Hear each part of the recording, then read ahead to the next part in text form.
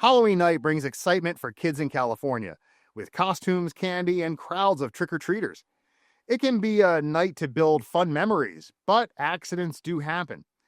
Homeowners have a legal duty to keep their property reasonably safe for visitors, including trick-or-treaters. That means repairing hazards like broken steps, loose railings, or large cracks in the driveway. It also includes keeping walkways well lit and free from tripping risks such as extension cords or poorly placed decorations. If a trick-or-treater is injured on their property, homeowners can be held liable if the injury is caused by a dangerous condition the homeowner knew about but didn't address. They can then be held responsible for the trick-or-treater's recovery costs, pain and suffering, and other damages through a personal injury claim. At Mason Law, we want you to have the resources you need for a full recovery. That starts with a free consultation with one of our attorneys to understand all your legal options.